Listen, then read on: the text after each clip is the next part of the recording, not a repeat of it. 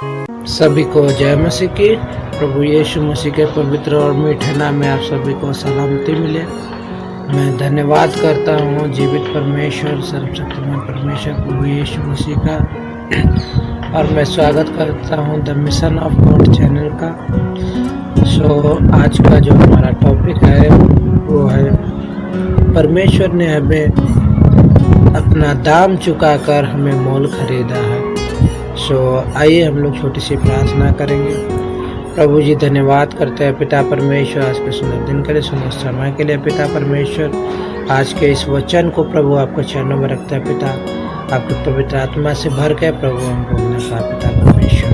प्रभु यीशु हम धन्यवाद करते हैं, सारा आदर मान महिमा आपको देते हैं। प्रार्थना विनती यीशु मसीह के नाम से मांगते हैं, आमीन आमीन आमीन। सभी भाई बहनों को एक बार फिर प्रभु यीशु मसीह के मीठे और पवित्र नाम में आप सभी को सलामती मिले।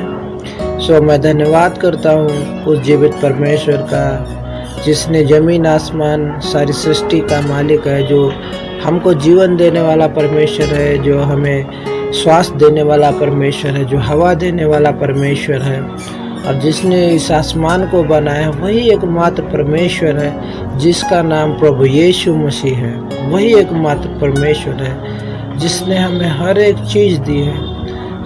आइए हम लोग, क्योंकि उसने परमेश्वर ने हमारे लिए सब कुछ गिफ्ट किया है, सब कुछ दिया है, हमें उसे भूलना नहीं चाहिए। उसे हमें हर पल याद करना चाहिए, हमेशा उसको अपने दिल में रखना चाहिए और हमेशा उससे प्रार्थना करनी चाहिए, क्योंकि वही एक परमेश्वर मात्र है। क्योंकि हमारे परमेश्वर में इतना प्रेम और इतनी दया और इतना अनुग्रह जो परमेश्वर ने हमारे लिए किया, उससे हमें सिद्ध होता है कि वही एकमात्र परमेश्वर है। आइए हम लोग वचन की तरफ चलेंगे।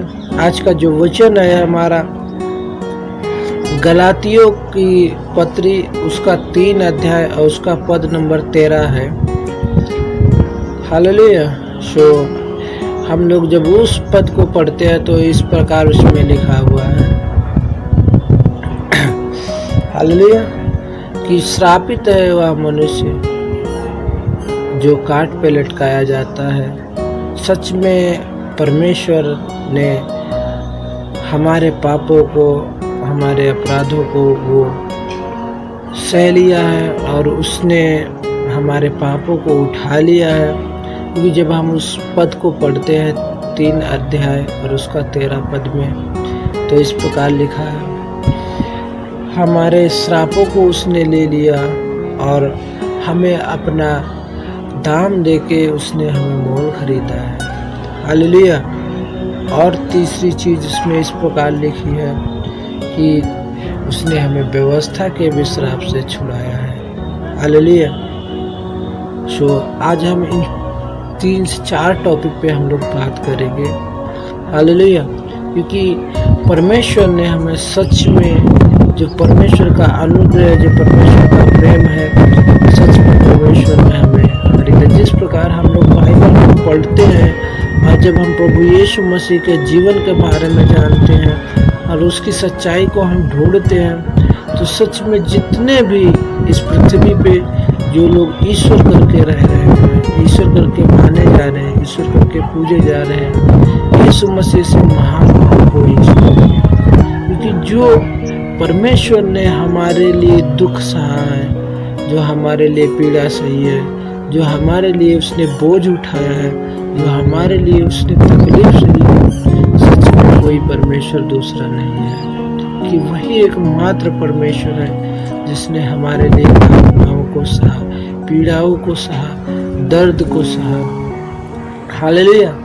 बाकी तो इस पृथ्वी पर बहुत से देवी देवता हैं, अनगिनत हैं, जिनकी कोई गिनती नहीं है। हालेलुया। क्योंकि यहाँ पे बहुत से ऐसे देवी देवता हैं ईश्वर करके जो पूजे जाते हैं, माने जाते हैं। उन्होंने क्या किया, अगर जो आपने पाप किया तो उन्होंने क्या किया, आपका गला काट दिया। आपने कोई गलती की, आपके बच्चे का बलिदान कर दिया, आप भेड़ बकरी चढ़ा दिए, या अगर जो ज़्यादा पाप किया तो क्या किया, उस पाप के बदले में उनको मार दिया गया। सो हमारे परमेश्वर की प्रेम की भलाई इस प्रकार प्रकट करता है कि जब हम पापी ही थे तो हमारे लिए प्रभु यीशु मसीह मरा। हालेलुया। सच में एक पिता की जो छवि है, जो एक बाप की छवि है और एक सच्चे परमेश्वर की जो छवि है, हमें इस यीशु मसीह में मिलती है। जब हम इसके जीवन के बारे में जानते हैं तो सच में हमें लगता है कि सच में अगर जो कोई इस पृथ्वी पे ईश्वर है, अगर जो इस सृष्टिकर्ता का मालिक है, वो यीशु मसीह है। हालेलुया। क्योंकि उसने हमारे पापों के लिए, हालेलुया, हमारे पापों के लिए, हमारे अपराधों के लिए, हमारे दुखों के लिए, हमारी बीमारियों के लिए, हमारी समस्याओं के लिए, हमारे श्रापों के लिए उसने क्या किया? अपने आप को बलिदान कर दिया। बहुत से लोग सोच रहे हैं कैसे हमारे लिए यीशु मसीह किस प्रकार मरा। सो प्रिय भाई बहनों, कि यीशु मसीह इस पृथ्वी पे मनुष्य का रूप धर के, हालेलुया, इस पृथ्वी पे मनुष्य का रूप धारण करके आया था कि वो हमारे लिए एक बलिदान करे, अपने आप को प्राण दे और अपने आप को बलिदान करे।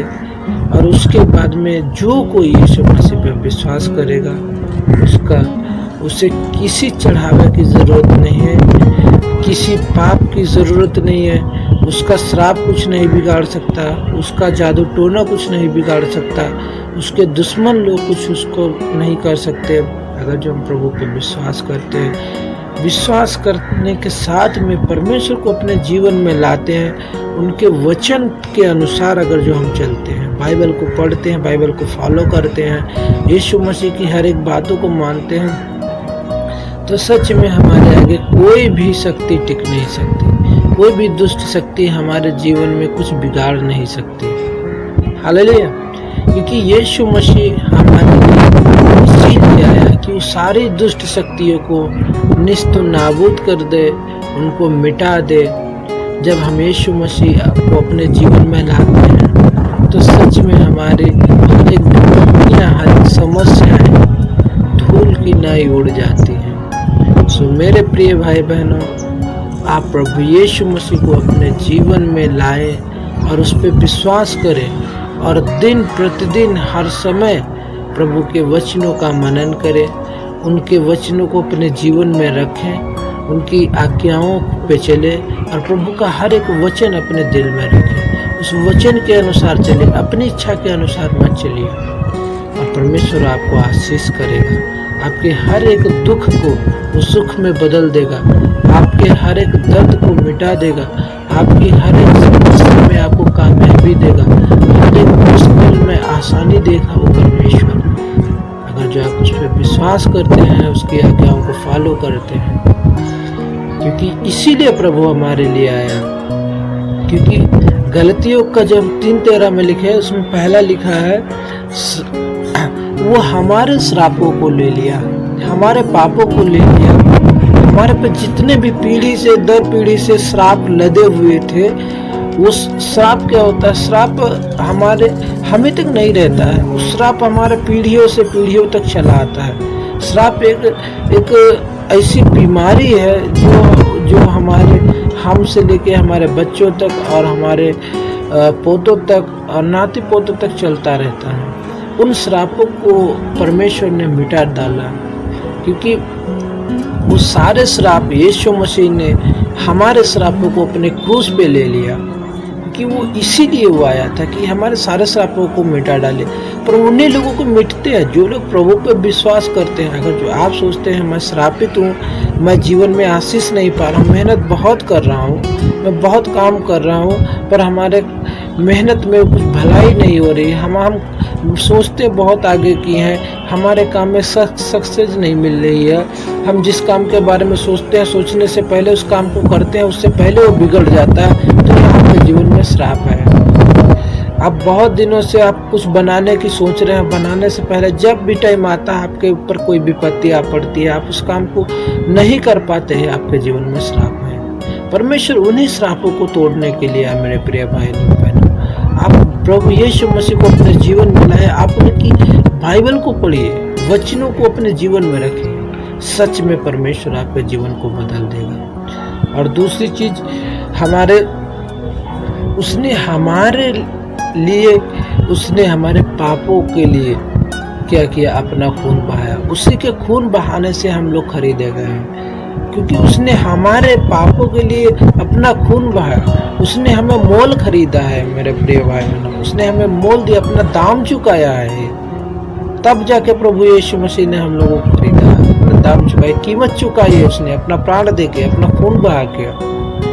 वही एक सच्चा बाप हो सकता है, वही एक सच्चा परमेश्वर जो अपने बच्चों के लिए अपना जान दे।